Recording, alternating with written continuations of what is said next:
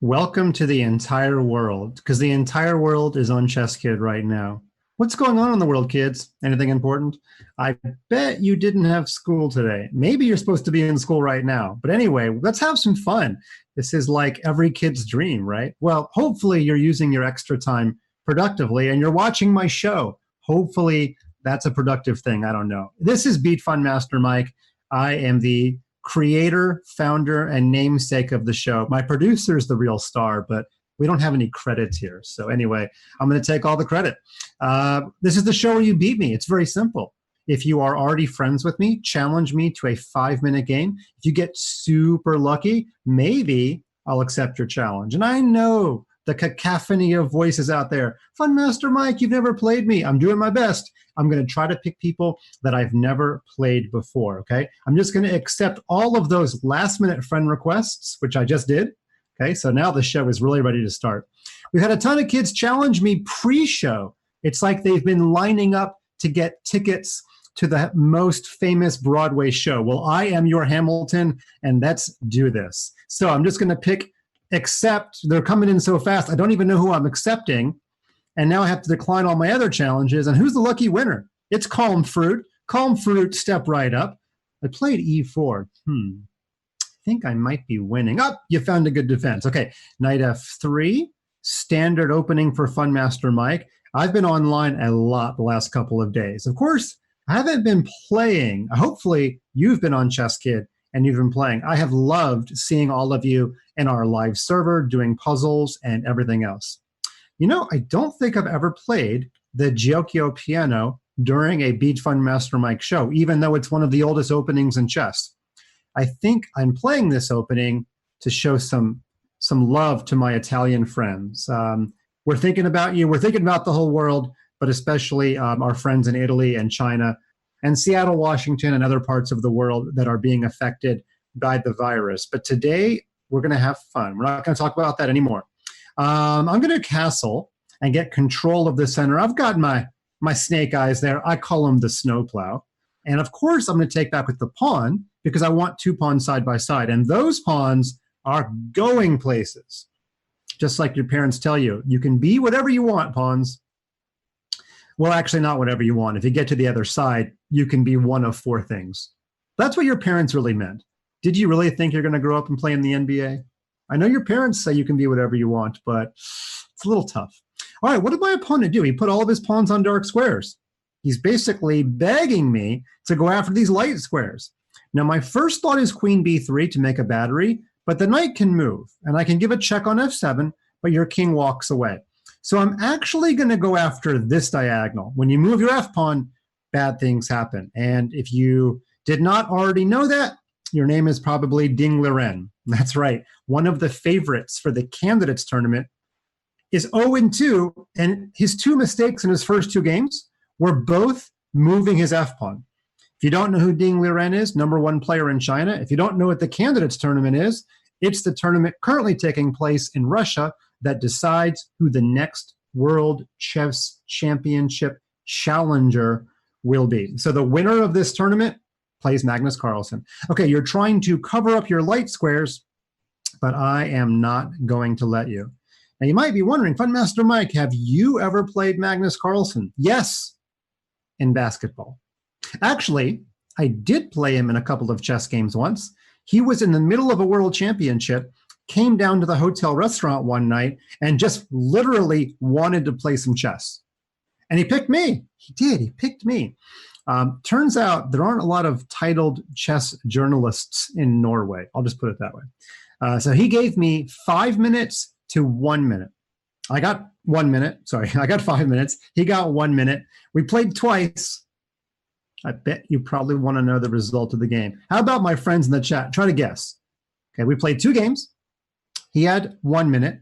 I had 5 minutes. I also have checkmate in 3. So discovered attack. Mate in 3. Try to guess the result. You can type it in the chat. 2 games. Did FunMasterMike win both? Did the world champion win both? Did we split 1-1? My opponent resigned here. So I'm going to start my game with, I'm actually, the challenges are coming in too fast. I can't even figure out who I'm accepting today. There's going to be a little bit of randomness today because they were just piling on top of each other. So Dashing Human, we are in a race. And Chess Knight says 0-2. Thank you, Chess Knight, ye of little faith of FunMasterMike. Saf, you put 0-21. Now, I'm bad at chess, but I don't know how I go 0-21 in a 2-game match. I know it's Magnus. Okay, I get that. But thank you, cool guy. Cool guy at least said 1-1. All right, you guys want to know the truth? All right, you guys were all right. I was 0-2. One game was competitive. One game, not so much, okay? So for the 1,900 viewers, by the way, 1,900 viewers, wow, the whole world really is out of school today. The question was, how did I do against Magnus in a 2-game match? And the answer was not good. Do we really need to put numbers in this? Actually, I know I asked you for numbers, didn't I? Okay, I want to play e5, so I'm going to play queen e8 first to be able to play e5 on the next turn. So here we go. And usually I take with the pawn here. And I usually want to put my queen forward. So I sometimes play c6 to stop his knight from coming there. Now that does weaken my dark squares a little bit, but if I play there, he could actually play queen to d6. You know what? I am going to put my queen there first. I was a little bit worried about him occupying this square with one of his pieces. So just putting my queen there first. And actually, I'm behind 40 seconds already because I'm talking way too much. Dashing Human, if this was a foot race, you would be winning. This is a little bit of like a London system, and this bishop can be actually very annoying. So I might go after it one day with knight h5. I might just try to trade it off. Of course, the bishop can run away if I do that. So it's not automatic that I'm going to get the bishop off the board. Okay, now if I play c6, I at least don't have to worry about pieces coming here. But you know what? If I play here, I'm weakening more dark squares. I wonder if I should push this pawn and play bishop b7 instead. That does have the drawback of giving your knight access to a couple of squares. So if I push and you play knight to b5, do I have a good way of defending this pawn? Maybe I don't. Okay, I'm going to play it, and I'm going to kind of hold my breath and hope that you don't play knight b5, because I think knight b5 might be a good move. Okay, but you didn't do it. So I'm going to go ahead and go here and see what happens. Okay, so you're actually making just very normal, clean developing moves. Now I can put my knight on e4. How much do I care about that idea? It seems kind of reasonable, right? Okay, I'm going to go ahead and do it. It might just be a trade. It might be nothing more than a trade. But I'm down a minute. I don't like that. This guy knows his opening, playing it quickly, got a reasonable position. I don't really have a plan. I'm just kind of making a trade. Okay, that was a very quick pre-move, by the way. And now I have some ideas. You know, now I can push this pawn one day and make a discovered attack on his rook, but I kind of halfway expect him to just put his rook there anyway. Okay, he used the other rook. There's no real threat to my knight. My bishop seems misplaced. It was not defended there. Bad things happen when pieces are not defended. And I want to at least give him the idea that I might push this pawn one day. Now, this does not win material, I don't think, because his knight can move here, right? But wait a minute, then I have c5. I'm trying to take advantage of the discovered attack, kids. So I'm analyzing e4 in my head, trying to figure out, do I win material if I play e4? I'm close to thinking that I do, but I'm actually not sure. Okay, I'm going to play it. Gosh, this is really risky. My knight on d7 is also quite weak. Okay, now if he plays knight d4, push. If he takes, I can't really take back this way because I hang my bishop. So if he plays knight d4 and I push and he takes this pawn, I'm going to take with my knight, and I didn't win any material, but I wrecked all of his play on the queen side, and I gave him isolated pawns. So this is more of a positional threat. I did not win material, but I like the fact that I stopped a lot of his pawns from coming forward, and I gave him an isolated pawn. Now, I did block this bishop in, but I can expand with f5, f4 later, maybe? Kind of Ding Liren style, right? Okay, now my knight's in a pin, but he can't pressurize my knight too much. He's going to push this pawn, That's what he wants to do. There's not a lot I can do to stop it, to be honest with you. I just want to get ready in case he plays it. I don't really know what to do. I'm going to play here as kind of like a general all-purpose move. He's going to play a5, and I'm going to need to stop talking, kids, because I'm down a minute 20 and not in a very easy position to play. I'm getting some ideas of taking this one day and trying to play e3, but it doesn't work yet. It's just kind of a dream right now. Okay, what am I missing? Why does he not just play a5 basically right away? I guess he's almost giving up on the idea. Okay. Now, do I push? That weakens my king a touch. I could push this way and almost give some lip service into pushing. Does that do anything? I'm kind of halfway attacking h4, and if bishop here, g5. He's just going to push his h-pawn, so it's not like the threat does a whole lot. Oh, he didn't push his h-pawn. Okay, so he's trying to occupy this square for his pieces, or this square, actually. Okay, that's not bad. In fact, it might be time to admit that his bishop is better than mine, even though I'm attacking a bunch of blank squares. So let me just go here. Just basically making sure that his bishop does not invade my position. And what am I down? A minute 15? Woo, this is the commentator's curse. I can't even check the chat. Chat's probably saying, FunMasterMike, you're an old man. You know what I'm going to do? I'm going to have to put on my thinking cap for this one. Oh, yeah. The thinking cap is on. You know it's business time. Why is there no ChessKid hat? It's a great question. Actually, we're ordering ChessKid hats very soon that you might be able to get your hands on one day. I probably should have pre-moved that, but I didn't. Okay, what's going on? I have a super sweet outpost for my knight, but my bishop is blocked in. I hung a pawn. That's what happened. Okay, but I have control of this open file. And actually, can I not just go back and win the pawn right back? I'm actually going to pre-move rook takes pawn. Oh, wait, he could play knight c6. Okay, if he played knight c6, okay, he would not have hung a knight. That would be not a reasonable idea. I'm going to take this, and I'm just going to put my rook. Ooh, where do I put my rook? Put my rook all the way back home? No, wait a minute. Wait a minute. I'm going to go there. Yeah, and I'm going to trade bishop for knight if he plays knight d5. And I'm going to walk my king over, and I'm going to play knight versus bishop. Okay, but he doesn't want me to do that. I'm going to walk my king over anyway, actually. Okay, so here we go. I'm actually quite okay with this trade, to be completely honest with you. And now I'm going to go here, and I'm going to try to corral his pawn. Now, I know bishops are usually better than knights when there's pawns on both sides, but my knight can never be moved, and this d-pawn is weak. So I finally like my position. It took a while, but I finally like it. Okay, how do I corral this pawn in the best way? What if I just go here? Okay, bishop c4 is going to happen. And now I have a big question. Oh, no, bishop c4, he hangs the f-pawn. What does he do? If he plays bishop c4, I could play b5, or I could start taking his pawns.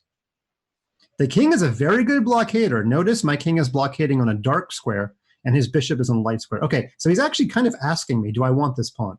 I think I do, right? Ooh, wait a minute, did I just allow counterplay? I thought for a second I allowed rook b1. Okay, I'm going to go after his bishop, because his bishop doesn't really have a lot of natural squares. Yeah, okay, I thought he might do that. Let me attack it again, and now my idea is to get my pawn going. That's the big idea. His king is going to walk in, and I'm going to kind of just have to deal with that. Okay, he's going to make me push. Now, my g6 pawn is very weak, but I'm going to try to motor my b pawn up the board before he basically wins on the king side. That's the plan. Okay, his king did move in. Actually, you know what? Let's be super safe. Can I do this? Ah, I can. I can play rook takes with check, and now he doesn't even get my pawn. Okay, that's working out pretty well, and I got 44 seconds to prove it. Can he mate my king somehow? I actually have this idea of playing f4, kind of breakthrough, right, kids? And if he takes with his pawn, then I push, and my pawn is super fast. So I'm eyeing that idea. I mean, it's a winning position, but okay, now I'm going to switch gears. Just like I said, I'm going to push. And when he takes, I'm going to push. It's all about the speed of the pawns. He should probably play bishop b5 to give me a little bit of concern. Okay, but again, it's winning. He pushed there. Okay, well, let's just take that, I guess, right? There's no real harm in taking it. Let's push again. And now, finally, FunMasterMike can breathe. Okay, let's get a queen, and let's take him back. And I got a second pawn that's coming down the board. And there's no stopping that guy. So Dashing Human, wow, it was a great battle. You were better, you were faster. And the key thing in this game, and I hope all the chess kids that were watching, when I traded bishop for knight, my position became awesome. You can't just say, the bishop's always better than the knight, because in that position, the knight was on an outpost. My king was an awesome blockader. Wave the white flag. I love it. That's not me waving the white flag. Let's take the thinking cap off. I think the thinking cap is undefeated. Thank you, thinking cap. Thank you. I'm going to put him aside. Might need him later. And I'm just going to go right into the next game. Who did I accept? Old Big Lake. Step right up. I'm going to try to make the lake freeze over. I got to decline all my other matches. If you are just joining us, this is Beat FunMasterMike. It is the namesake show of ChessKid. It's been around the longest. Actually, we used to have ChessKid TV back in 2013, but probably nobody on the website was around back then. And I'm going to go back to my favorite opening. I played the Giocchio piano a few minutes ago, and now I'm going to play something different. Now, my opponent has disconnected. Uh-oh, the lake did freeze over. Old Big Lake, please tell me you're back. Come on back, Old Big Lake.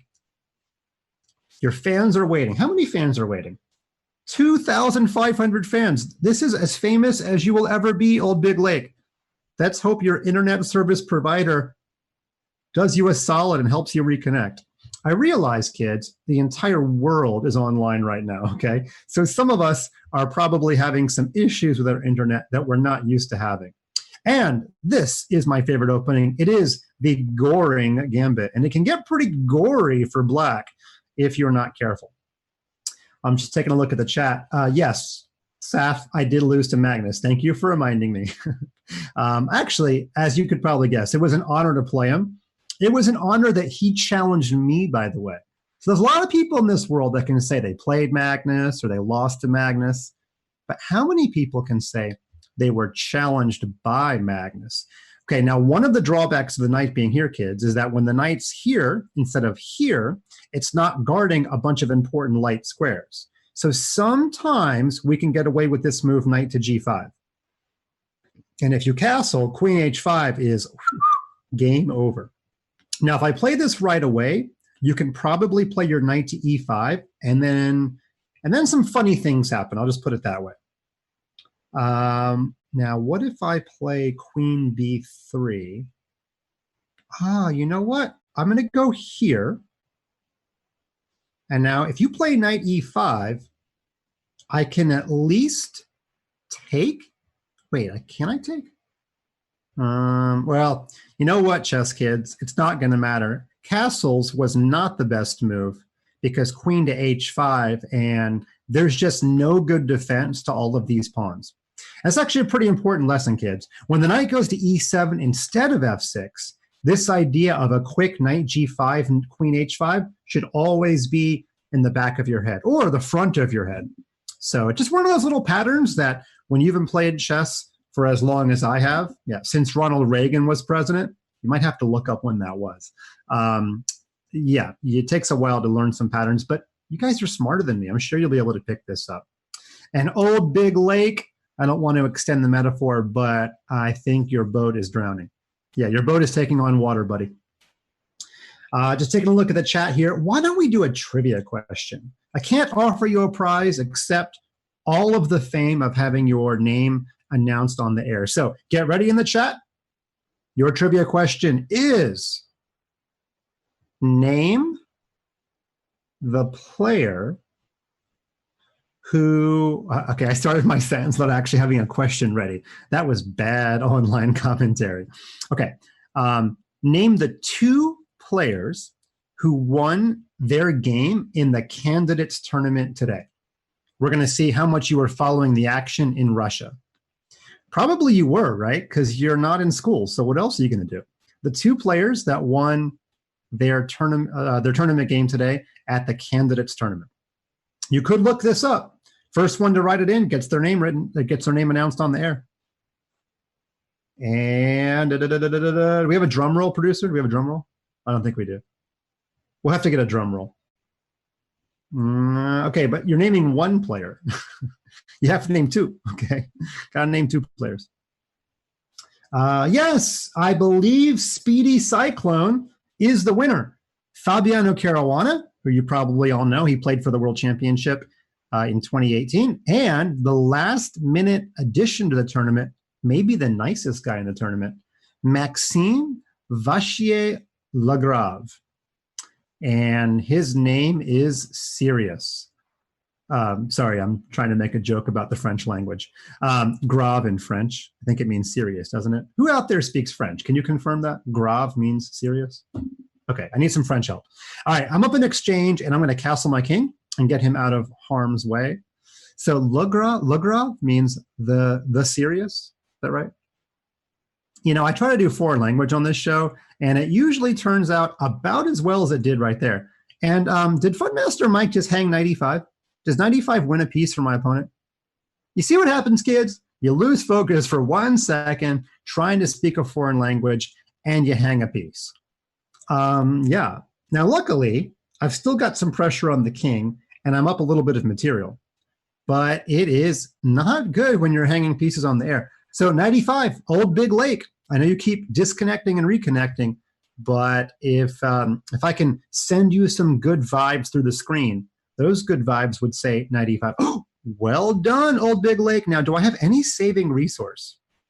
Generally in chess, kids, chess, long pause, kids, when your opponent surprises you with a move, you should go a little bit more slowly and see what you've missed. So I'm not just resigning myself to my fate and saying, oh, I'm definitely going to lose the bishop.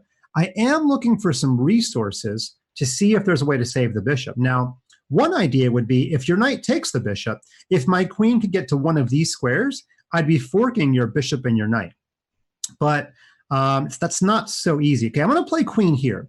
Now, I'm pressuring the knight, I'm pressuring this pawn, and I'm at least thinking about, if your knight takes the bishop, playing queen to b5 and forking you. The problem is you can actually take my knight as a way of getting out of the fork. And sadly, right when Old Big Lake is getting back in the game, I'm afraid you might lose on time if you're not careful. Okay, so let's first analyze the sack. It looks like it's just a sack. I can't really mate you with a lone queen. Okay, let's look at queen to b5. You're going to play bishop takes knight. And now if I take your bishop, your knight, you save your bishop. If I take your bishop, your knight does have one safe square to move to. So honestly, I don't see a lot of usefulness except making you trade. Okay, I'm going to play it anyway. I'm at least going to make you find the move bishop takes c3, which I feel pretty confident you're going to find the move. It's not a very hard move to find when you're being forked. But I am making my opponent use a little more time. That is certainly an option when you're playing blitz chess. If you have a lead on time, you want to keep the game complicated. Okay, now I'm expecting knight to d6. And I'm already preparing my move because I want to get my advantage on time and keep it that way. So I've kind of tangled up your development here. This knight is in the way. Let's just make a simple move like attacking the knight. And I'm going to put a rook on the d file and pressurize this pawn as well. So I'm just trying not to let my opponent develop comfortably, and I'm trying to continue to give him things to think about and make him drain his clock. Going to try to drain the lake. Okay, so you're letting me take. Now you're trying to win your pawn back. The problem is you're going to have multiple pieces on the e file, and I'm a little bit worried about that. Okay, you didn't even take. That's probably a smart move. You maybe could have gotten away with it, but it would have been super tricky. So what's the material? I've got a rook and one pawn for the two minor pieces. So the two minor pieces should be better, but my rooks are not bad right now. And he's got to constantly worry about this pawn. So probably black is better, but I would rather have white with my extra minute. That is an important idea. Let me ask the crowd while we're waiting on this game to finish, what have you enjoyed doing on ChessKid this week? I know you've all been on ChessKid. We've been looking at the numbers. Have you been in Puzzle Duel? Have you been watching my videos? Have you been trying to beat the bots? What have you been up to on ChessKid this week? Let me know. I'd love to hear it. What am I doing? I'm just going to play here so I don't get mated. Just going to make sure that I don't get mated. Okay, so you're tempting me to take. Okay, I'll take. And if you take back with your knight, can I push this pawn and win your knight? And this is where the rooks shine through. So chess kids, if you're facing the two rooks, like you've got two minor pieces, you do not want to be opening up files for those pieces. And there we go. My opponent lost on time, but not before playing a great game. Now, before we go any further, because we have 3,000 kids yet? Close. 2,863 viewers, kind of like Magnus Carlsen's rating, right? It's pretty close. We have a really big event coming up tomorrow at the exact same time. 3 p.m. Eastern time. That would be noon if you live in California. And that would be 7 o'clock if you live in London, 8 o'clock if you live in Paris or Denmark, 9 o'clock if you live in Moscow. If you live in Fiji, I have no idea what time it is. You probably have to wake up in the middle of the night. But we have the Home from School tournament. If you want to play in that tournament, make sure you go into clubs and you join the ChessKid official club. Now, I want to decline all these challenges for a specific reason. I'm declining all of them because I want to show the kids how to register for the tournament. Kids, let me decline. I can't decline fast enough. Okay, we've had too many challenges. We've had 175 challenges. I literally cannot decline fast enough. Kids, stop challenging me for a second. I want to show you how to enter the tournament. This is unbelievable. I've never had this happen before. All right, kids, you win. It was the whole world against FunMasterMike, and you won. I was not able to decline all the challenges. But basically, kids, when you join the ChessKid official club, and then you go into Fast Chess, you will see on the right side of your screen the Home from School tournament. It's tomorrow. It's the only tournament on ChessKid that starts exactly at the same time. I'm going to be commentating on the tournament, not playing, just talking about the games. It's going to be a 7-round tournament. And the winner gets to have one of their games recorded by yours truly. So pretty cool prize. Back to the action at hand. I'm going to just accept the first one that comes up. And hopefully I can decline. Oh, no, this is tragic. I have to decline all of these challenges within 30 seconds, or I'm going to lose the game by default. Oh, I did it. Holy cow. You guys almost beat me by doing so many challenges that I was not able to make my first move in 30 seconds. That would have been a hilarious way for the entire world to team up on poor old FunMasterMike. Wow, I never thought of that idea, but congratulations, kids. And now I know, now if I ask you not to do it, I know you're going to do it because that's how kids think, right? I can't blame you for challenging me. That's the whole point of the show. But me and my programming team are going to have to, I don't know, think of some way to avoid that from happening in the future. Okay, what am I doing? Am I just hanging material? Yeah, I'm having such a good time. It seems like I don't even know how to play chess anymore. Actually, I may have almost saved my pawn now. Almost, but not quite. Okay, so I'm going to take here, and yeah, I'm dead lost after 5 moves because FunMasterMike is messing around and not paying any attention at all to what's going on. So let's try to recover. Yeah, let's make this a lesson about coming back from a bad position. Yeah, let's do that. It's almost like I planned this. What do you think? You know what I think? I think it's thinking cap time. We're going back to business. Okay, I'm going to castle queen side. I somehow want my rook on this half-open file. And yeah, FunMasterMike is in damage control mode again. Now, I'm not going to trade when I am behind in material. I'm just going to go here and maybe plant my bishop on this square. Maybe. Not quite sure yet. Okay, you're pushing pawns in front of your king. All right. Maybe that's okay. So if I go here, you're just going to move your knight away, right? Okay, are you going to try to trap my bishop or something? Don't know what to do. Can I play here and tempt you to take this pawn? Does that even do anything? Okay, I'm going to go here, and I don't even really know why. Your knight was too strong. That was my answer. Yeah, your knight was just too strong. Okay, so I stopped the idea of c5. I've gotten the bishop pair, and I can play check and really hurt you on the next move.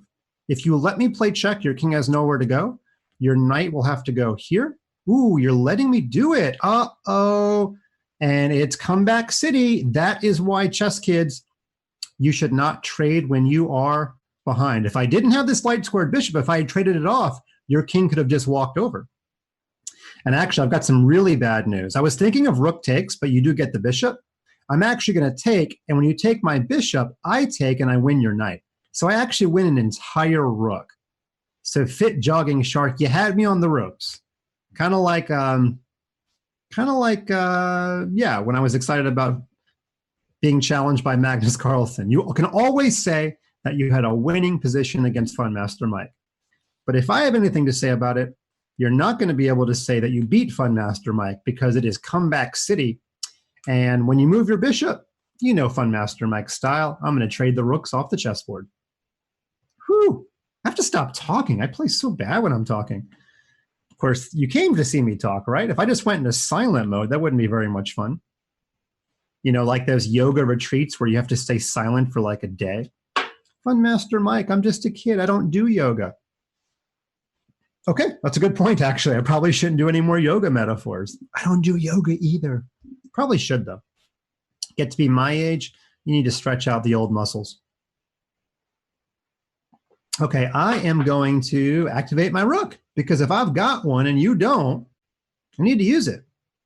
Let's put my rook over here and try to gobble up some of your pawns. Looks like Operation Pawn Gobble is happening, and I'm feeling pretty relaxed, so I'm going to take off the old thinking cap.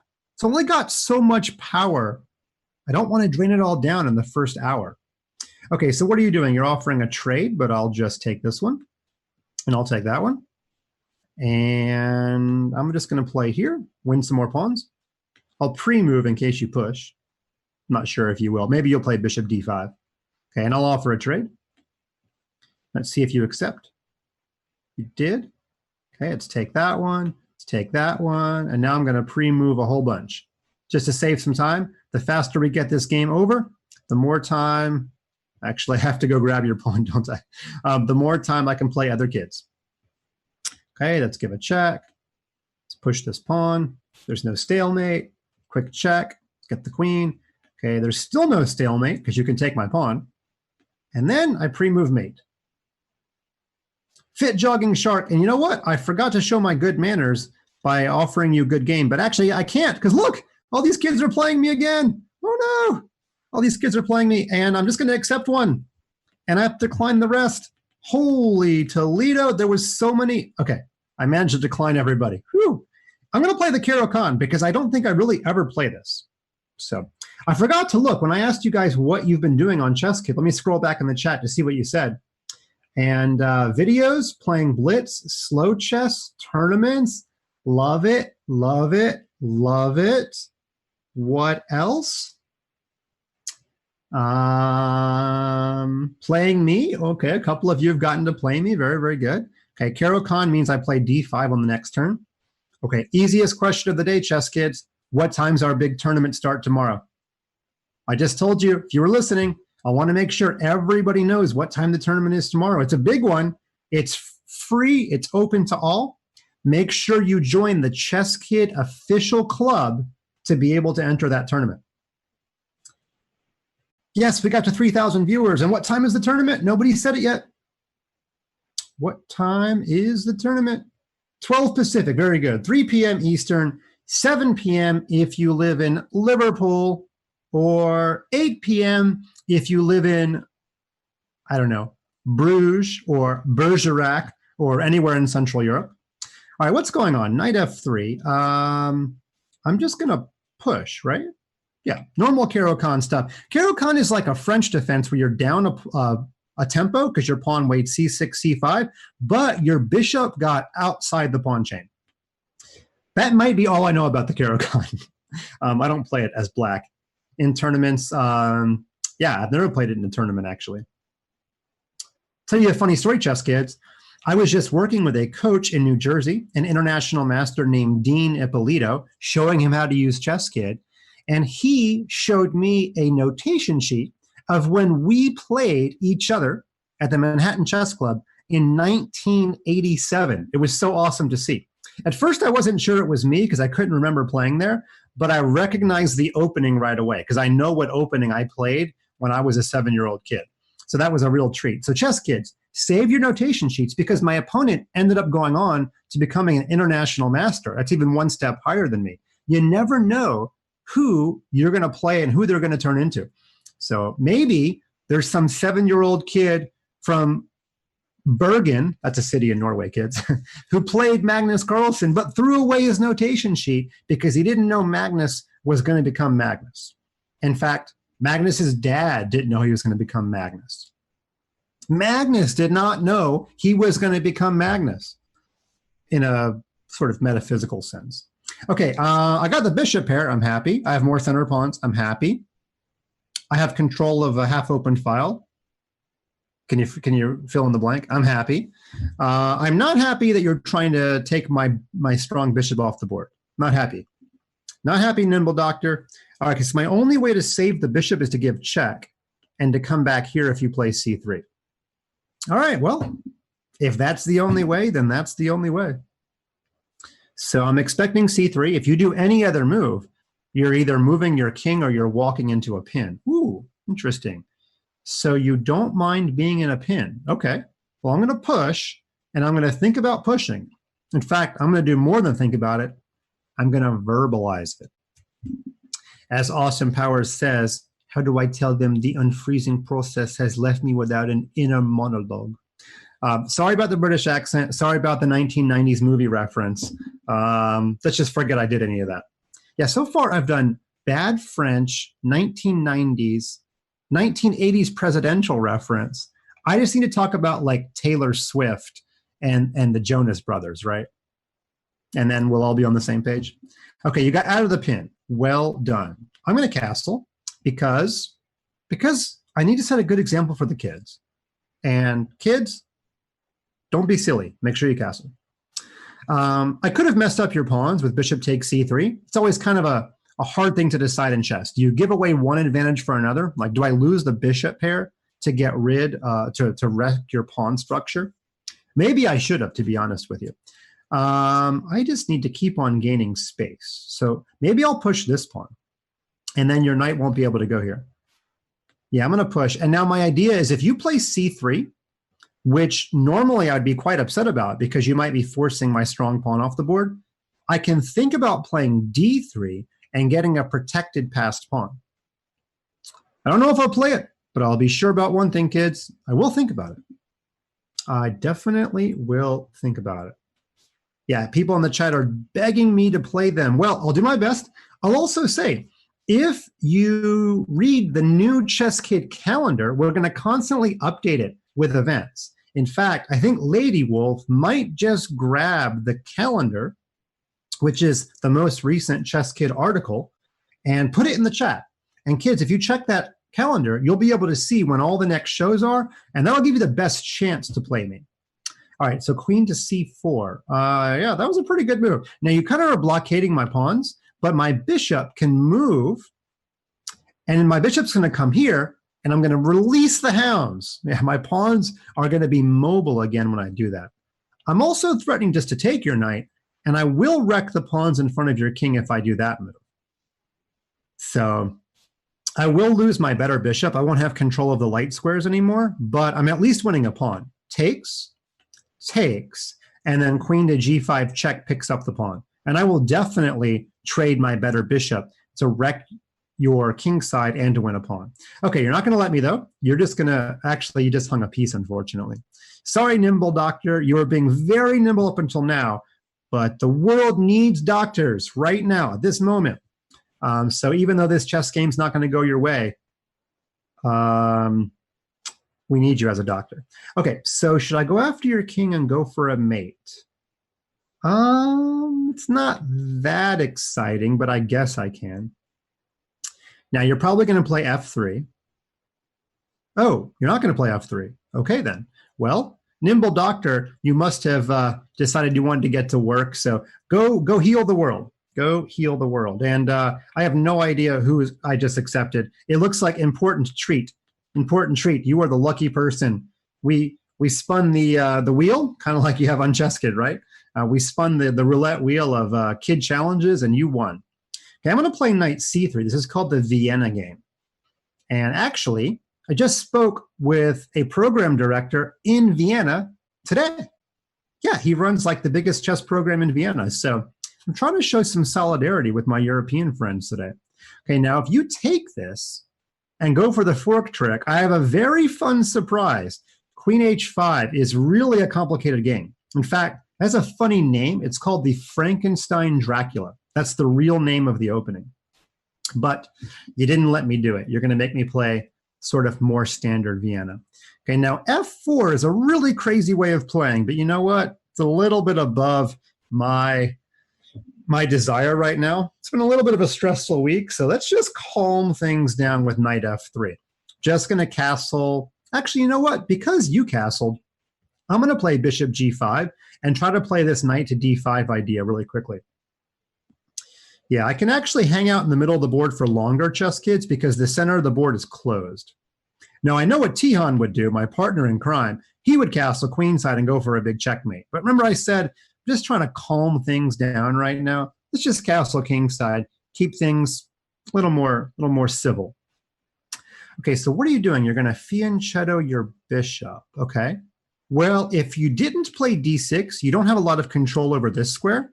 So now my knight is going to try to hop into this square, and I may actually play for f4 now. Now that my king is castled, I can be a little more in favor of it.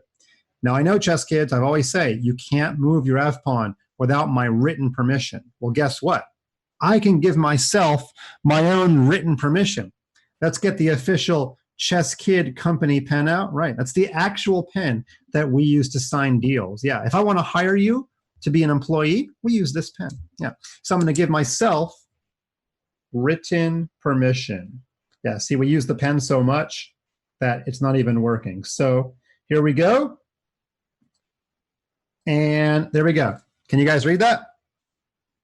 Written permission. Yep, I got it. Right here, chess kids. Written permission. So if I ever want to remind myself, I just go, oh, look, I got written permission. So, and you have written permission not to go to school. So, you know, things are looking pretty good for both of us. All right, I think the silliness is over. In fact, I'm down a minute and a half because I was being so silly. I allowed your knight to get to the world's best square ever. Not happy about that. Let's play knight here and try to get rid of your best piece. Pretty standard middle game idea. Your opponent has an awesome piece. You want to trade it off. Very simple. Maybe your knight should go here and pressurize my bishop. It's probably what I would recommend if I was you. And oh, you just traded. Okay, well, mission accomplished then, right? Okay, now my knight is looking to get back to this square. And if I take your bishop, I will have the bishop pair. Okay, that's a pretty good move. And now FunMasterMike has to be careful because if I retreat the bishop to keep the bishop pair, you might have certain sacrifices like knight takes pawn, discovered attack on this knight. So I think you're basically making me take you. And now I could actually play here because your pawn is pinned, but that doesn't really do anything. Your rook just slides over. So sometimes what looks neat is not best. I'm just going to go here. And you can't play g6 to kick my knight because you lose this pawn. So I actually quite like my knight. This is a position where I think the knight is better than the bishop. In fact, black, yeah, that's a good move by black. You're trying to trade off my best piece. Yeah, you need to trade that knight off. That knight is just too strong. So let's see. If you're going to take my knight, am I okay with playing pawn takes? I'm actually going to go... If I play here and you play g6, if you play g6, I can play queen takes g6. Okay, so I'm setting a bit of a trap if you play g6, queen takes. I was analyzing knight takes, check, but then my queen is in danger and my knight might also be in danger. So my plan was to take back with the queen. If I take it with the pawn, I was worried you might push this pawn one day and free your bishop. So I'm trying to play a middle game here. Oh, it happened. I actually used to make this mistake several times as a kid growing up. I just forgot that this pawn is pinned. But my general middle game plan, chess kids, is that my bishop is going to be better than your bishop. And in fact, we're kind of showing it right here. Well, you should have played bishop g7, right? Now you're giving me a second pawn. Now you're making my life even better. Thank you. Okay, now I want to put a rook on g3. So I can either do the rook lift, where I go up and like that. That takes 3 moves. And it allows you to capture and free your bishop. So what I'm actually going to do is I'm going to use the other rook and just come up this way. That's the plan. In fact, I have a video on a very similar chess position to this one on ChessKid, where I won a real game in almost this exact same type of structure. Okay, now you are stopping me from playing rook there for the moment, unless I play it as a sacrifice. In fact, it would be very interesting to play as a sacrifice right now. Another idea is to sacrifice a pawn this way, and if you take, then play rook up. So if I play rook e3, I've got only a little bit of time to figure this out. Rook e3, if you accept the sacrifice, your queen has really nowhere good to go. Okay, this might actually not be the best move. Maybe h4 was better. Okay, you accepted it, but I don't think this is going to work out well for black. Because right now, you're not really up material. I know technically you've got 2 rooks, but this is the rook you have in exchange for my bishop. So, you know, congratulations, right? My bishop is clearly better than your rook right now. Now, queen g7 is the only move. You have to guard that g file, but now I can just play my rook up and over. In fact, it's probably even better to go here and then here. Yeah, that way when you take my rook, I don't get double pawns. So I'm planning this move, and I know your queen's going to take my rook, but now I don't have to get double pawns. It's a very small difference. If I'd played rook f3, rook g3, you could have at least messed up my pawns. Okay, so things are looking pretty good. I'm going to have a queen and a bishop against two very feeble rooks. In fact, even without my bishop, my queen's going to be better than the 2 black rooks. We actually have a video on ChessKid, which is talking all about queen versus 2 rooks. But if you throw in the extra bishop in my army, well, it's clearly better for me. Okay, that's pre-move.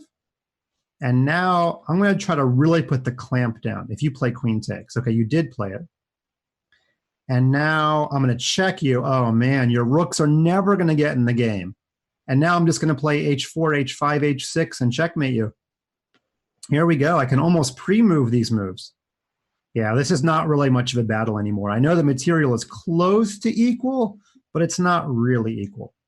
And if you ever move this rook, then I can take this pawn with check. It's really bad.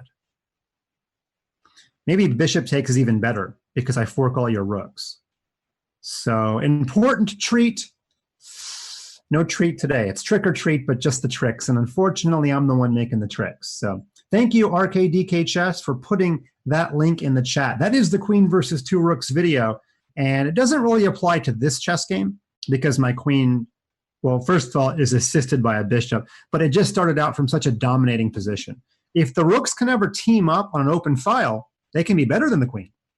In fact, I would say about half the time the queen's better, about half the time the rooks are better. But there was no doubt in this particular position, okay? All right, I'm just going to quick accept. Dark square man. Uh-oh, we got a 1700. We got a player here. Okay, I'm going to try to not get behind on time in the opening. I keep talking, reciting everything from a Miley Cyrus song to the U.S. Constitution, and I'm determined not to let a 1700 get ahead on time because I have a feeling I'm going to need my time in this game. Now, I have saddled my opponent with an isolated pawn to start the game. So already, I'm a little bit happy about the start to this game. Okay, I'm just going to go 1 square. Nothing too exciting. If I went here, I was afraid your knight would come to e5 and attack my bishop one day. Okay, so I'm just going to play pretty solid chess. Now, black's big idea is to trade the pawn off. In fact, you know what? I probably should have played bishop f3 on the previous turn to try to stop that from happening. Because can black just play d5 right now and get basically an equal game? I have a feeling d5 is going to happen. And if he does it, I'm going to play knight takes c6 and then take on d5 and still give my opponent an isolated pawn. Okay, it sure looks like pawn to d5 is happening. Now you are giving me the option to get the bishop pair. I'm actually going to accept it. So I'm trading advantage here, kids. No longer does black have an isolated pawn, but I got the bishop pair, and black has what we call hanging pawns. We do have a video on hanging pawns on ChessKid. It's one of the upper king levels. It actually was a pretty hard video for me to record because I had to learn a lot myself about those types of pawns. So maybe my friend can find that video and put it in the chat. So can I just play bishop c4? Excuse me, that was the wrong button click. Bishop c4 nearly wins, but you can play knight to d8, I think. Okay, but I'm going to make your knight go back to d8. I was looking at d5, pawn takes pawn, knight a5. It's like almost a super genius way of playing, but I think I can play pawn takes pawn maybe? It's going to get really weird if you play d5. The safest move is clearly knight back to d8. If you play any other move than knight to d8, well, you are either a genius or you're a genius. It means you found something that I didn't see. Okay, so d5, if I take, that temporarily stops bishop takes e6. That gives you time to play knight a5. Then I take a second pawn. Then if you take my queen, I take your queen, you take my rook. Oh, wait, I take your queen. It's discovered check. Oh, FunMasterMike forgot about the fact that none of the pieces would be on the diagonal. It's so easy when you're analyzing to forget those types of ideas. Oh, but you can't play that move because bishop takes e6 is check. Okay, I guess I see what you're saying. You're going to only lose a pawn in this variation. Okay, actually, in that sense, your move has a lot more merit than I thought. Actually, this is quite interesting. If I take your queen and you take my queen, you're going to make me double my pawns and lose the bishop pair. So is it better to play a move like queen to b5? Now, if you take my bishop, I take your knight. Do you have time to play knight takes pawn? Survey says, yes, I think you do have time to do it. Okay, I'm just going to take. And now I could actually keep the bishop pair and sacrifice the exchange, but that seems, somehow that seems not right. Yeah, I'm just going to play it a little more normal. And I actually kind of forgot that I'm winning this pawn. Now, if I win your pawn, can you trap my bishop? I'm going to take with the bishop. There's actually less chance that you'll win my bishop if it's supported by a rook. And if you play b6, I analyzed knight to d5, and I think my bishop's getting out of there. I mean, if you play bishop d8, then you're using every member of your army to trap my bishop, and I don't feel like you'll be able to win my bishop. It's a little bit of a guess, but it just feels very unlikely. Okay, so you're offering me the chance to make a trade, or I have to keep your strong knight on the board. So what do I want to do? Can I throw in this move before making a decision? I kind of can, but you know what? I'm just going to keep it simple. And my opponent is pretty fast. I'm still equal on time. That's why I wanted to play those first moves quickly. Just had this feeling that my opponent was a pretty fast player. So I'm up 2 pawns, and although these pawns are doubled, they do a good job of stopping black's queenside pawns. So my goal is to play like f4 and get my puppies going. Those dogs got to eat. My f and my e pawns are going to march down the board, hand in hand. And yeah, it might take me 30 moves, but that's the plan. So what do we got? 2 extra pawns, and my opponent is equal on time, right? Actually, he's a little behind on time. Okay, now if I play f4, and you trade rooks and play bishop takes f4, I take your bishop and back rank mate you. Yep, that's what I'm doing. I love it when a move is A, good, and B, sets a trap. My move does both. My move controls a lot of dark squares. It gets my puppies going. And if you try this long idea, rook takes rook. I missed the arrow, but you get the point. Rook takes rook. Bishop takes. I can take your bishop and then rook a8, back rank mate you. Yeah, you stop the back rank mate, but now I have a chance to guard my pawn. Okay, so I can guard my pawn, or I can play e4. Now e4, my knight is no longer guarded, but I do have to get my pawns going someday. And I never want to play f5 I think I was saying e4. I meant to say e5. I never want to play f5 because then your bishop could set up a blockade on the dark squares. Oh, whew, a lot of talking today. Somebody put some Irish in there. Yeah, I'm wearing my green shirt. I know we're a day late, but didn't get a chance to wear it out in public yesterday, so don't pinch FunMasterMike. FunMasterMike is in battle mode right now. Okay, so rook a8 pins your bishop, but you can play rook to d8. Still, this looks like it forces a trade someday, right? I feel like this is the right idea on my part, because you can really never avoid a trade of rooks at some point. If you play rook to d8, I could just move my knight, or I could leave my knight there, because if you take my knight, I take your bishop with check. So, yeah, if you play rook d8, I could even push this pawn, to be honest with you. That might be the best move. In fact, I'm starting to convince myself the more I talk about it. Rook to d8, push, threatening to push. Yeah, I'm up 2 pawns. He's in a bind. I'm up a minute. No thinking cap this game. Okay, so your king is entering the action, which makes a lot of sense.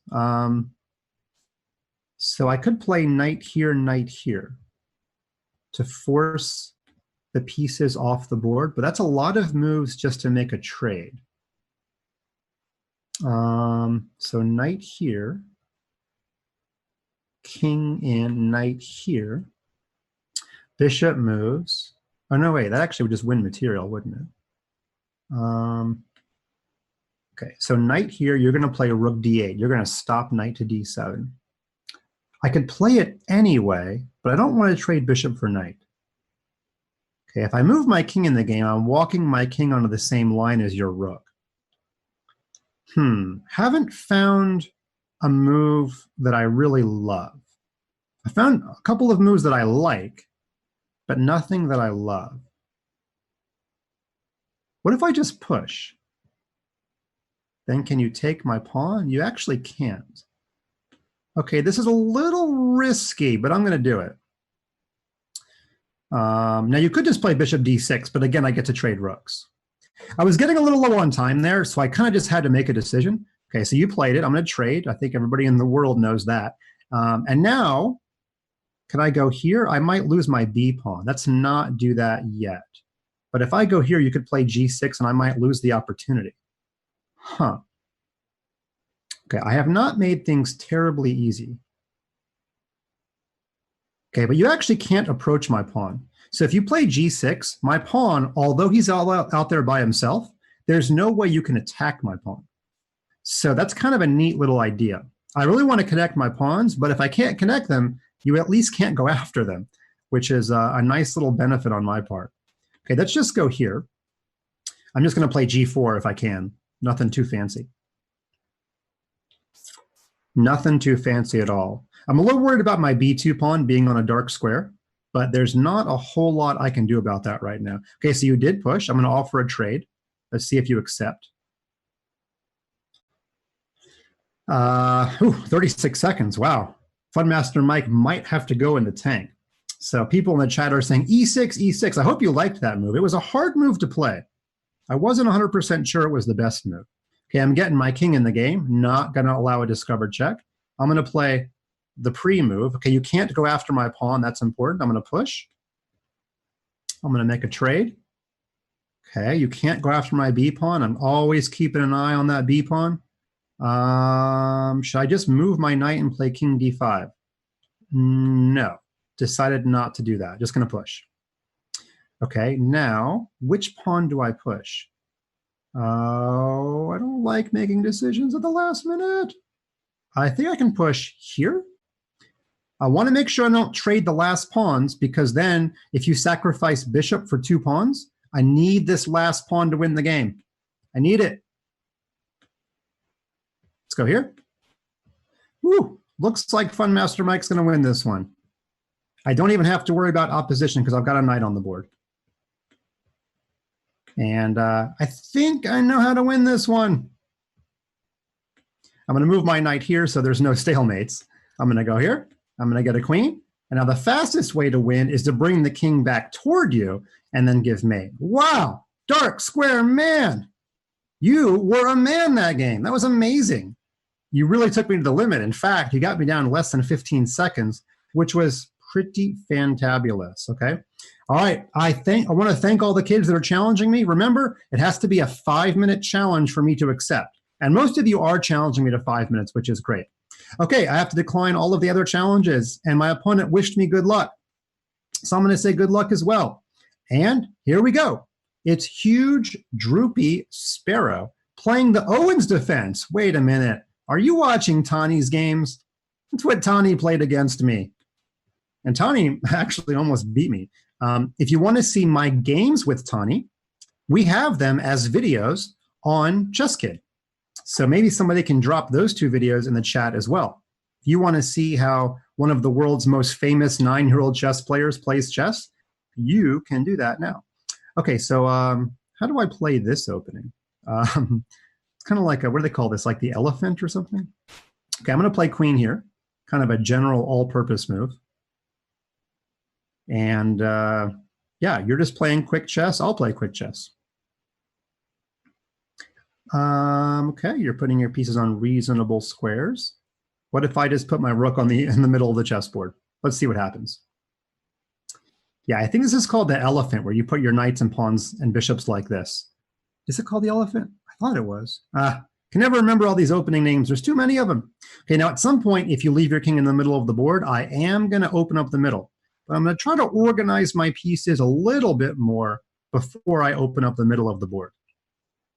It's a very coy way of playing. It can definitely confuse a lot of kids.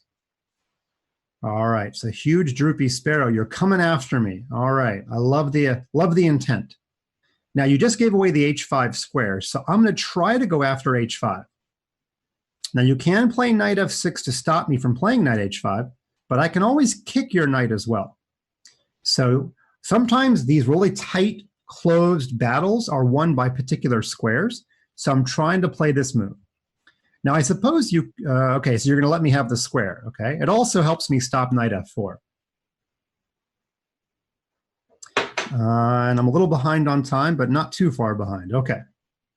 So what are you going to do about the threat to your bishop? I'm actually quite curious to see what your response is. Got a half an hour left. I want to thank everybody that has come out to the Beat FunMasterMike show. We have a record 3,600 viewers. I don't know where you are in the world, but I love that you're here right now. In fact, let's take a quick poll. I would love if everybody typed in the chat what country you are from. Not city, kind of just want to know the country. Okay, so we got a USA, a USA. There's probably going to be a lot of USAs, probably a lot of Canadas. Anybody from England, India, Australia? Australia, it's like the middle of the night, right? But I'm very curious. Now, can I push my pawn? I feel like I can, but I'm not sure.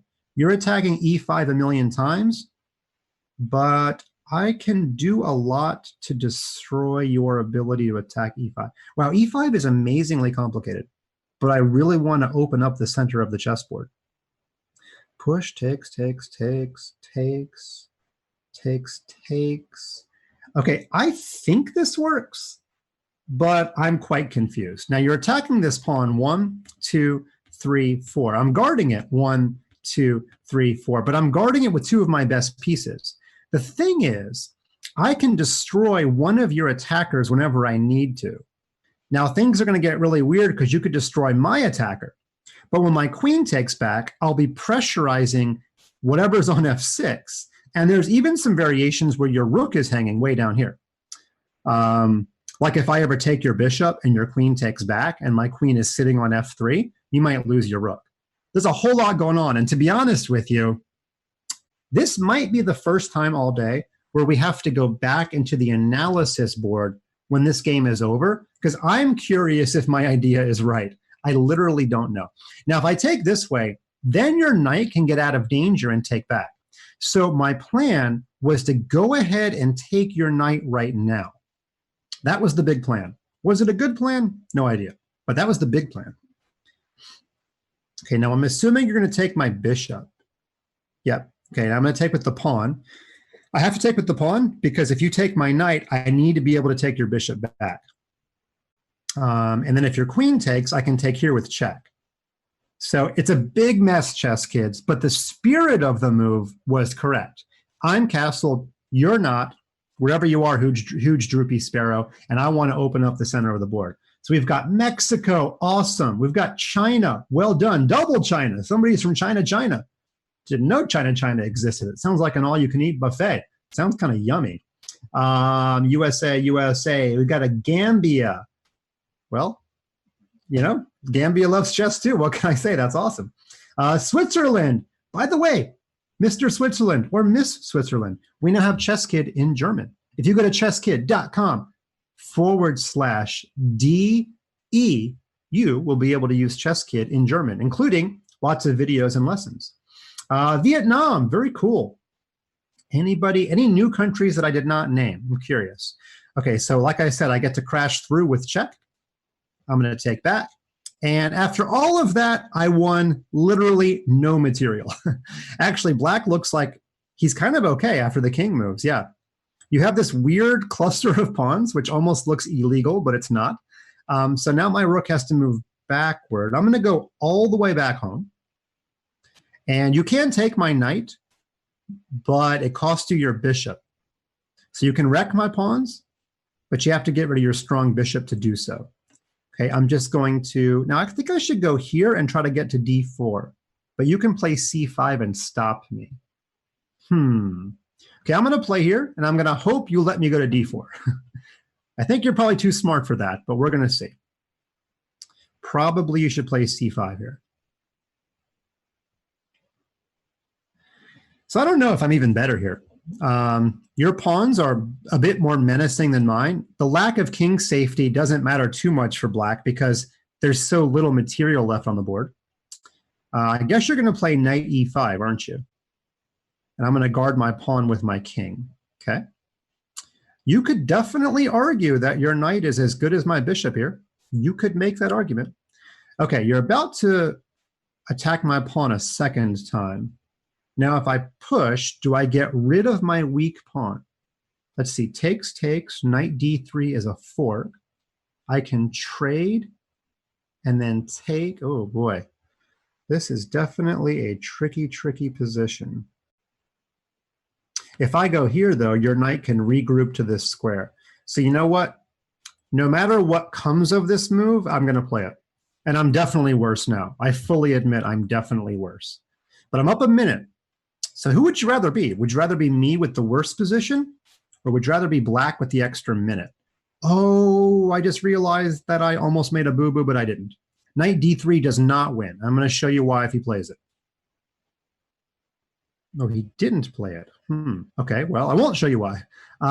Bishop g3 loses the bishop after h4. So it's a matter of where to put the king. Do I go to f1? Or do I go, oh, I really don't want to go to the corner. But do I have much of an option?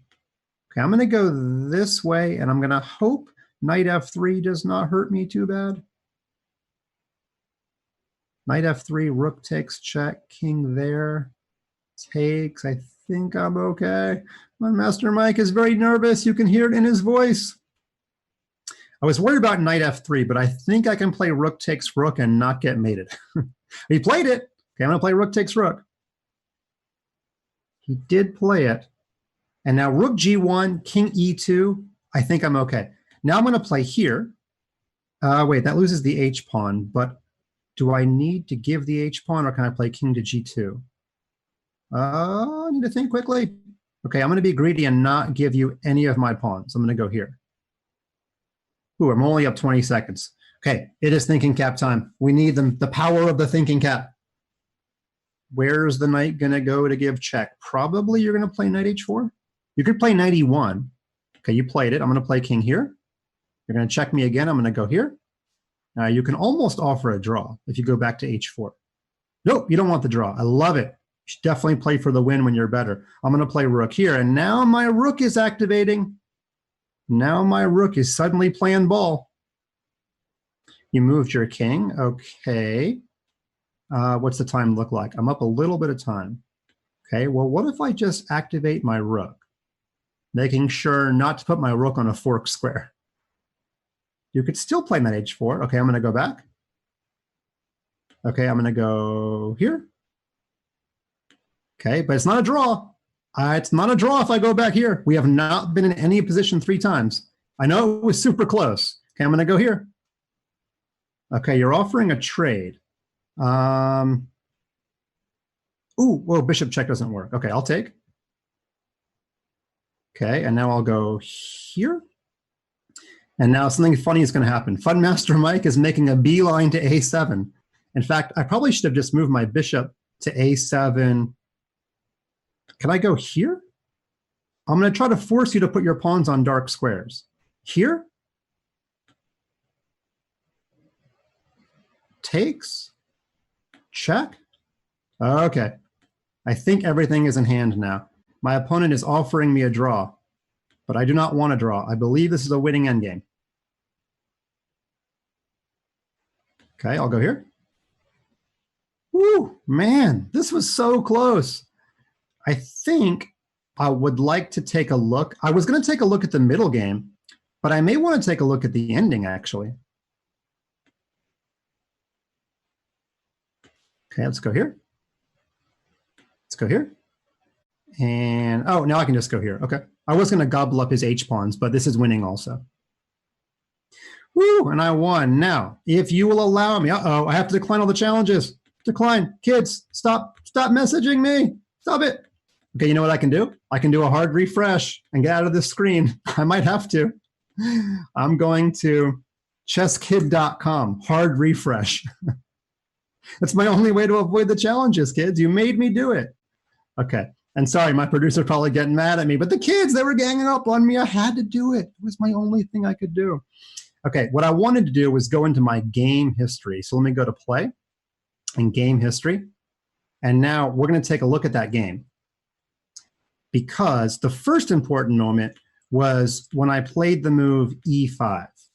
Okay, let's go into analysis mode.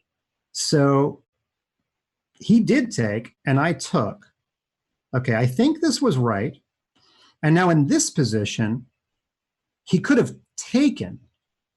Ah, right. Okay, so this was probably a difference. He could have taken. And then if I took, my plan was if knight takes, I can take with check. And then I think I'm winning, unless you have some incredibly weird move like king f7, which would just be wild. But no, I can just take your knight. Okay.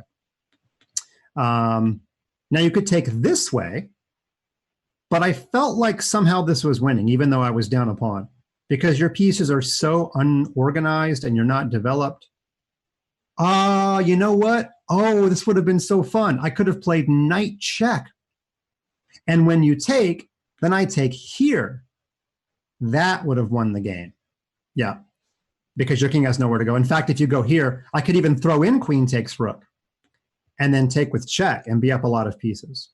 Okay, I don't know if that was all forced, but you know, sometimes when your opponent's king is in the middle, you just need to have the spirit of the move, and playing e5 was the right spirit.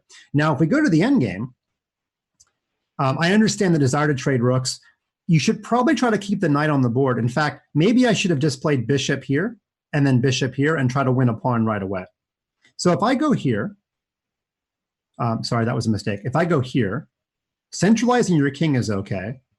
And now, yeah, you tried this move because you saw my king was going to walk in.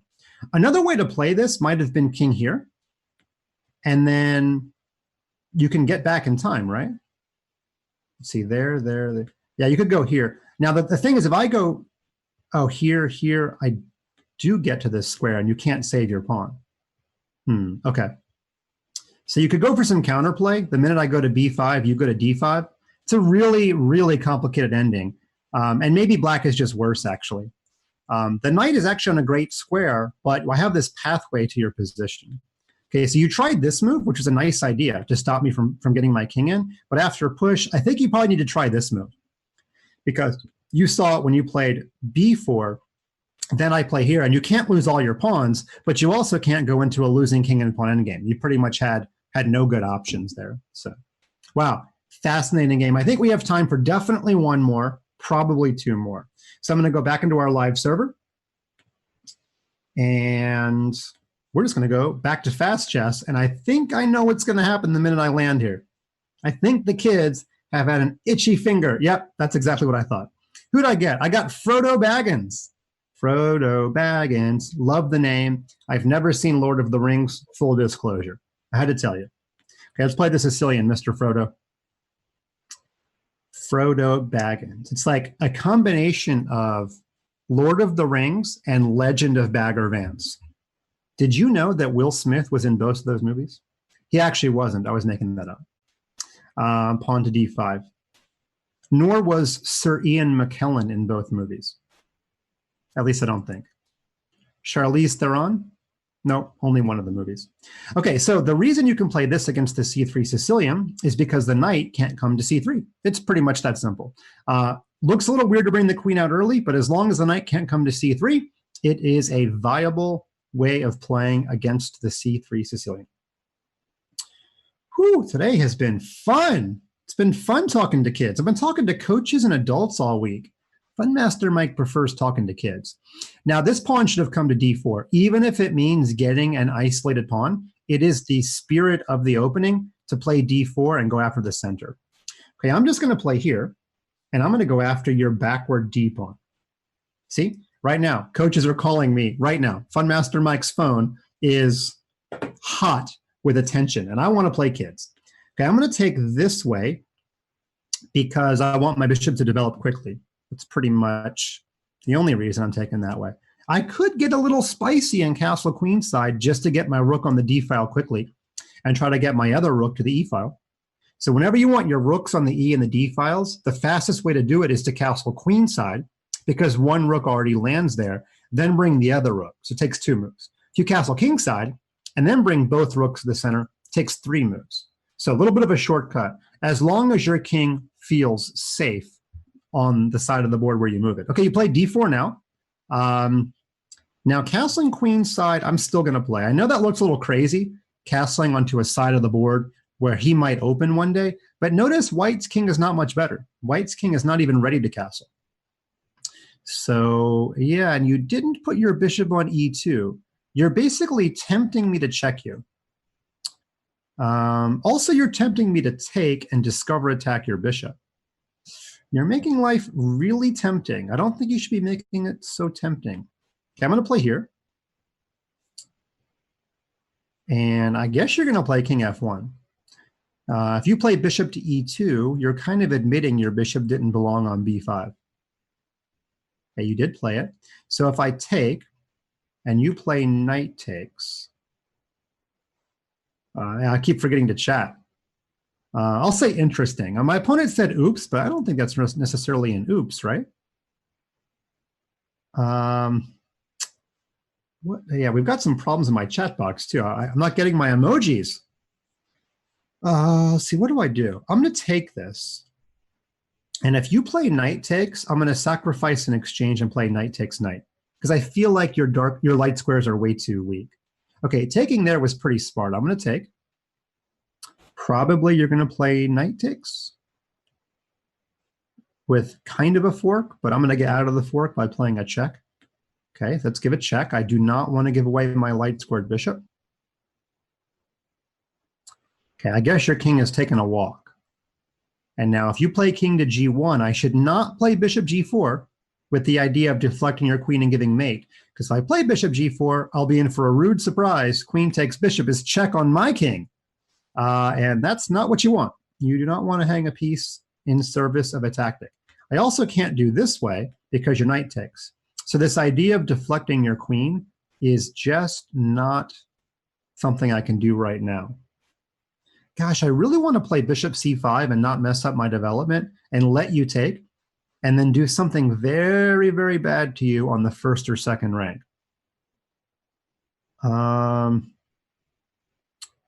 Gosh, it's really close to working. Sometimes on my show, I just kind of play it just to have fun. I'm pretty close to playing it right now. But I don't want it to hang a piece. Okay, I'm gonna be a little wise. Chess kids, I always say, if you like your position, don't create any risk And in this position, I really like my position. So why should I sacrifice this bishop if I don't need to? I am just going to move it. But where? See, that's the problem. I didn't really like moving it anywhere. I could go here, but that opens up my king to a check one day. Okay, I'm just going to play a little bit of a safe move. So just going to move it. As the kids say, I like to move it, move it. Probably that was another 90s music reference. Sorry. Okay, knight to d2. So my queen needs to move somewhere. Let's just plop her there and see what happens. Unfortunately, see, this is what I didn't want to have happen. White is basically catching up in development. White could play this knight here and offer a trade of queens. And I'm still not worse, but I'm maybe not better because his better pawn structure might offset my bishop pair. So, yeah, kind of sad. I should have been better out of the opening, but something went wrong. Okay, you better trade queens. If you give me a chance to play bishop here and get my rooks in the game and your king is still blocking your rook's ability to get in the game, something bad's going to happen, Frodo. I don't have a good Lord of the Rings reference because I never saw it. I think I'm supposed to like hold up a ring and say something fantastic. But I don't have a ring. No ring. You know what? I have my thinking cap on. I don't need that yet. Maybe later in this game. Okay, I'm going to trade because actually my king's a little bit open too. And I admit that white is probably doing perfectly fine here, especially once you figure out a place for your king to move. Maybe just h3. If you play g3, you're weakening this knight, and maybe my bishop can do something about that. Okay, you're offering a trade, but then I'm going to give you a bad pawn. Okay, I accept your trade. Now, do I get rid of my bishop pair to isolate one of your pawns? So takes, there. I think I'm winning a pawn. Okay, so I'm going to take.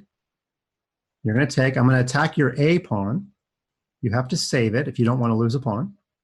And I'm going to attack the D pawn. And this is the problem. White never finished development, and I don't think white is going to be able to keep the D pawn because I can just play a move like bishop to G4. So, yeah. I'll be up a pawn, but notice it'll actually be 4 on 3 on the king side. And my 4 can be defended against by his 3. So actually, I think my advantage is going to be my active rook. It's not really going to be this extra pawn. It's going to be the more active pieces. I want to thank Lady Wolf for doing her awesome job, putting some good links in the chat and moderating, but I think the kids are mostly being behaved today. Lady Wolf, you have my permission. In fact, it's a request. If you have a trivia question, please ask it in the chat, and the winning kid will get his or her name announced on the air. Maybe you should pick a trivia question based on the website, like about one of our bots or a video or something about our computer workouts. You know, make the kids prove that they really know our website.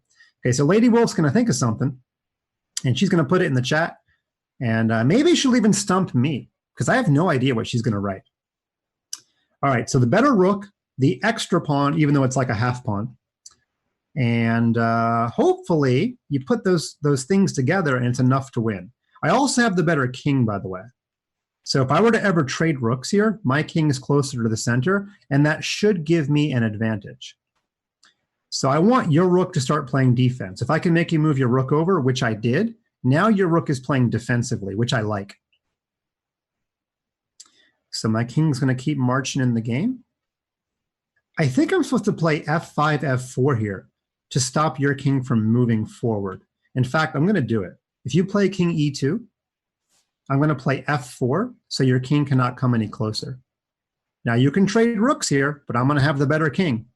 In fact, if I just trade king up, yeah. So this is what I was saying, kids. I was already planning for this continuation. You can't trade rooks when your opponent has the better king.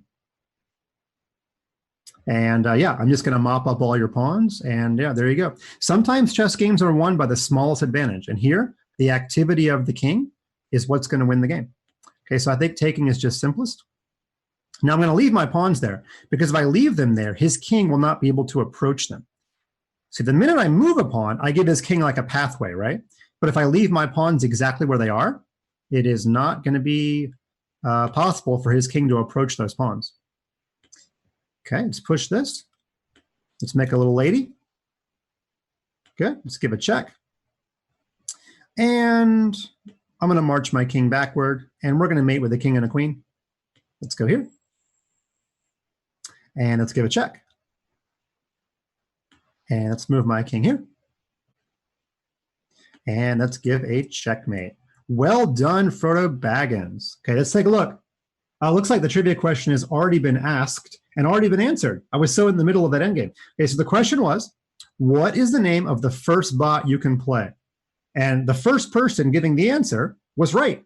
So Etienne Robitaille. QWERTY, very good. And happy to have my French friends using ChessKid. I have some good news. We are about to have ChessKid in French as well. The videos will be in French. The lessons will be en français. So Etienne Robitaille, sorry about my accent, but we're happy to have you. Are you, by the way, related to Etienne Bacro, the #2 player in France? Maybe you are, probably not. Maybe you're from Quebec. Maybe you're not from France. We have time for one more game. And there we go. That spicy Aaron. Yes, I've been waiting for the spicy Aaron. I've only had mild Aaron before. Okay, I got to decline all my other games. And here we go. Our final matchup, FunMasterMike against that spicy Aaron. Okay, or maybe it's Aaron. Aaron, by the way, works for ChessKid. Actually, he works for chess.com, and actually, it's a different Aaron. Okay, so what have I done so far? I've done the Giochio Piano, and I've done the Goring Gambit. Let's do the Spanish, the Re Lopez, same opening. And let's see what you've got. Uh-oh, he's got the shark as the avatar. I'm going to play d4. Threat is d5. I also have a threat of just winning this pawn, by the way. So a couple different ideas here. Hope you guys have been enjoying the show. Don't forget, tomorrow, exact same time, 3 p.m. Eastern, noon California, 7 p.m. if you live somewhere in the great country of Scotland, 8 p.m. if you live anywhere in Central Europe. We are going to have the Home from School tournament. You'll see it in live chess if you're a member of the ChessKid official club. Maybe Lady Wolf can put a link to the official club in the chat so everybody can join that club. And it's going to be a 7-round tournament. It'll take about an hour and a half, 5 minutes per game, per side. And I'll be commentating on it. So you can watch it right here on chess.com/TV. Winner gets their game analyzed by FunMasterMike in video form. Be pretty cool. Okay, so if I take this, you can play bishop to b7 and win your pawn back. So I'm not going to be greedy. I'm just going to accept that I've won only one pawn. And I do not want your light squared bishop to come to life. Because after all, you've got a light squared bishop, and I don't. It's kind of unfair. It's like you have toilet paper and I don't. It's kind of a problem in the world these days, right? Okay. Anyway, f6. You're wanting me to take this so you can play bishop to b7. But now my pawn is defended. So it's a different story now because I defended the pawn. So now I am going to take. And I'm actually going to play an outpost on the side of the board.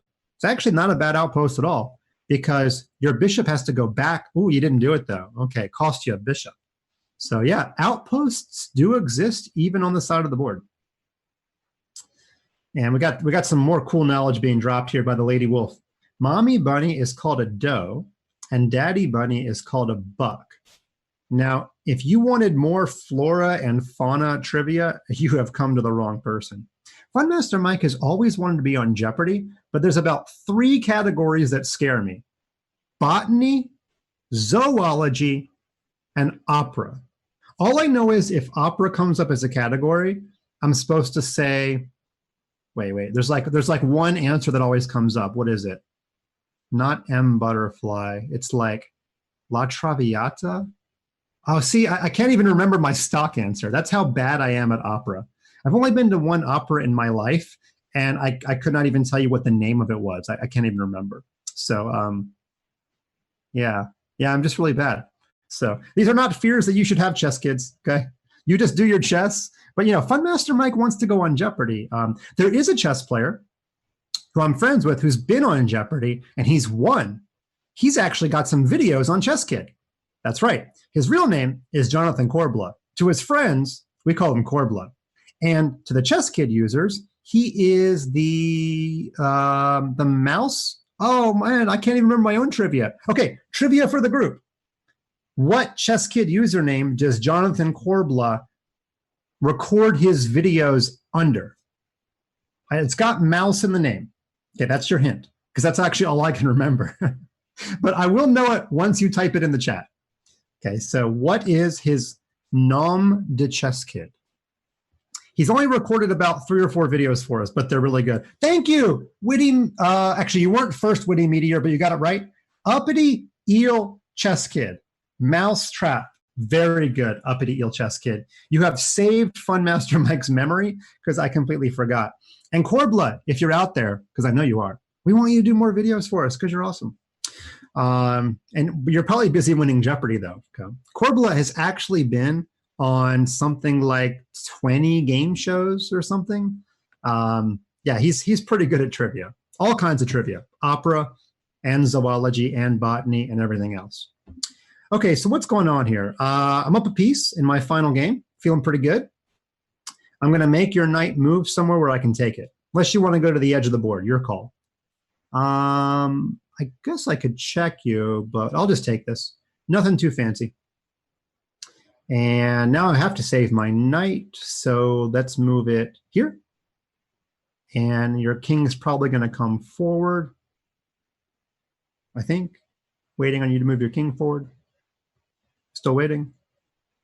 If you go anywhere but forward, you're going to walk into a discovered attack. Okay, I'm going to go here to save my pawn. And also to threaten your rook, of course. Now, I've got to be a little careful. If you play rook to d6, I do not want to play rook to d1 because you can double rooks, and then I've kind of walked into a pin. So here we go. Rook d1, rook d8, and if I play c3, you can play c5. And my knight's a goner. I can't move my knight anywhere to guard my rook. So the lesson, chess kids, is pretty simple. Don't walk into a pin if you don't have to. Okay? Pins are bad. Pins are bad. It's not like eggs. You know, eggs, sometimes they say they're good, then they say they're bad, then they say they're good. Walking into a pin, not good. Okay? Not good. All right, so c4. I need to activate my other rook at some point. And that spicy Aaron still trying to pour some hot sauce on me, but you are running out of material. Oh, I just missed knight e5 because it's kind of late in the day for me. Oh, I didn't miss it the second time. I'll tell you that. Fool me once, shame on me. Now, do I have a mate? I don't think so. Let's just take this guy. And I'm going to give a check. Probably I'll double rooks on the next turn. And normally I would just trade rooks and play a boring finish, but because it's our last game of the day, let's just see if I have some kind of fun checkmate I can organize. And we've still got 2,600, mostly kids out there, wanting to see what kind of fancy mate could I possibly think of. Honestly, I don't know myself, but let's get the pawns in the game and see if they can play a part in our checkmate. Okay, you push that one. Let's push here. And move my king up. Move my king up again, maybe. Okay, milking the clock, as they say. But what fancy mate could I play? Okay, your king is walking back. Okay, let's play here. Okay, and I could go for this mate. I don't know if that's fancy enough, but that would be mate. I could push, and if you take, try to mate you on the H file all the same.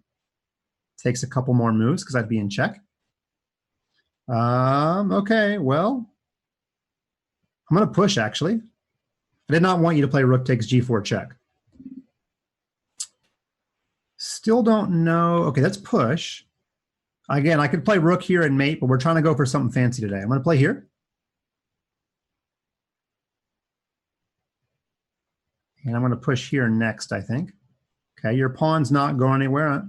Now, if you'd pushed your pawn, you would have forced me to mate you because rook takes whatever you promoted to would have been the end. Okay, so let's give a check. I know I had mate in one, but we're trying to do something special. I just trying to think. You're going to make me mate you normally, aren't you? Maybe I can go here. It's not stalemate because you've got some pawns. Okay, so this is as fancy as I can be, chess kids. And I don't know if you're going to like it or not, but it's all I can do. I'm going to give him my rook and let him promote to a queen. That's kind of fancy, right? If he doesn't take my rook, though, he's not playing along.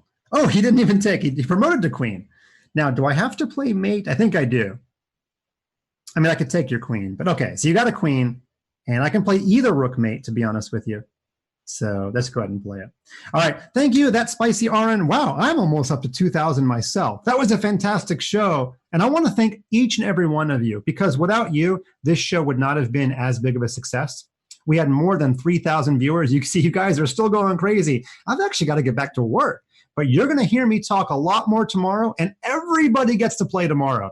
And if you start winning a bunch of games, you can be sure I'm going to be talking about them, because I'm going to be commentating on the tournament. So come right back here. Don't show up right at 3 o'clock Eastern time, because you want to show up 15 minutes before to be able to register for the tournament. And who knows, maybe I'll talk about your game on the air. Also, next week's schedule, next Wednesday, the exact same time, 3 o'clock, we're going to have another Beat FunMasterMike show. And then next Thursday, so not tomorrow, but a week from then, we're going to do another special tournament event to be determined. And remember, if you want to know about all of these things, we have a new calendar on ChessKid with all of our shows coming up. Okay, we'll put that in the link in the chat, even if the show closes. Want to make sure that everybody gets that link. Thank you so much. If you send me a friend request on ChessKid, I will accept it. I promise you. Back to being awesome. Enjoy being home. Spend some good time with your brothers, your sisters, your mom and your dad, your dog and your cat. Cherish this time. Don't watch too much TV. Play a lot of ChessKid. That's all for today, Chess Kids. And if you're watching this live, I'll see you tomorrow. If you're watching this on the replay, go do something on ChessKid. Thank you to my producer, Jaron, and goodbye.